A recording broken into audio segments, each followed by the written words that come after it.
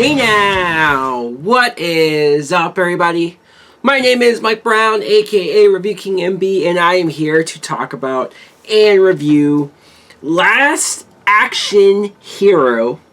This is a 1993 film that was directed by John McTiernan. I cannot believe this movie was made by John McTiernan. The plot is you find this kid who, Austin O'Brien, he plays Danny. He's this kid who he would much rather go to the movie theater than go to school. Can't really blame him. He spends his time at this theater because the owner lets him in whenever he wants. He gets to see free movies. He's obsessed with Jack Slater. Jack Slater, of course, played by Arnold Schwarzenegger. There's been so many of these Jack Slater action movies. This kid wants to see the new one. And the owner, the theater owner, gives him this golden ticket. The golden ticket is magical.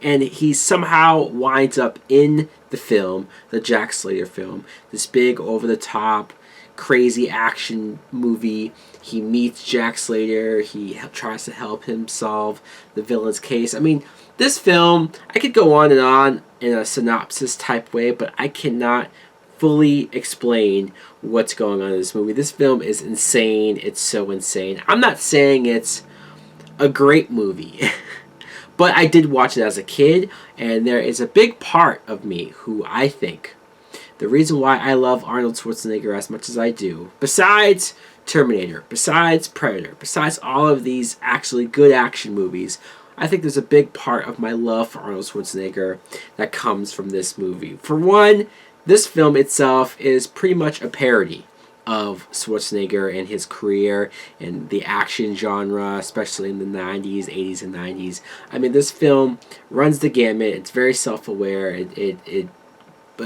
pokes fun at how dumb some of these action movies are, how illogical they are, but how they're fun.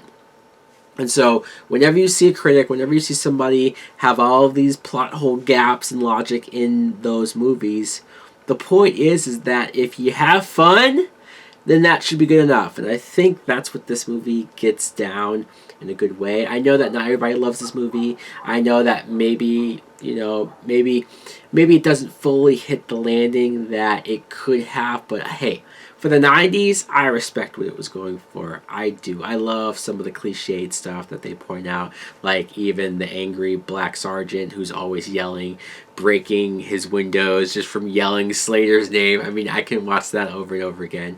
Or the action scenes where Schwarzenegger is shooting at cars and the cars blow up. I mean, it's just, again, over the top, but it knows it and it works. A lot of the action is very silly and goofy, but there's something about Arnold Schwarzenegger, it really is. It's something about him, his charisma, just his presence, that he keeps you engaged. He keeps you wanting to watch him on screen. Yes, he looks like a movie star. Yes, he looks like an action hero. But not just that, the way how he carries himself. All these things that even he's willing to reference in his own movies. There's a point where, right when you go into the police station, you see Sharon Stone, like from Total Recall. You see Robert Patrick, T2 from the Terminator movies. You see the great bit when Danny, this kid who's obsessed with him, and he's trying to prove constantly to Jack Slater that this is a film, that he's in a movie. Of course, nobody believes him. He takes him to the local Blockbuster. If that doesn't date this movie, I don't know what does. So he takes him there and he tries to look for the actor, Arnold Schwarzenegger. They can't find him. Hey, foreign films are over there, kid. So he takes him there and he sees a poster cut out of Terminator 2, but it's starring Sylvester Stallone. I love that joke. Even Schwarzenegger is saying, oh, this actor's great, all this stuff. And then, of course, he goes to hit on the woman there. Very true to Schwarzenegger. But, this movie, I almost forgot how much fun it is. It's been a few years since I've seen it, so I'm watching this, and I'm having a ball. I am. I like Charles Dance as Benedict, the villain, with the multiple glass eyes. Something about that, too, as a child, creeped me out.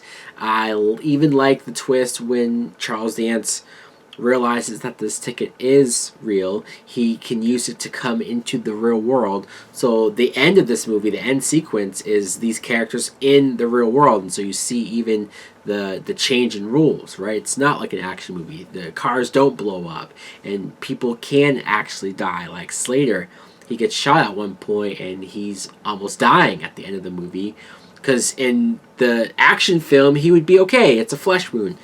And so I like stuff like that. Even the moment where Charles Dance is in a part of New York and he's yelling out that he just murdered a man. Does anyone care? And they basically tell him to shut up. Nobody cares in New York if you're killing somebody. Kind of messed up, but very true. Also, another villain who's mostly connected to the Jack Slater films is the Ripper.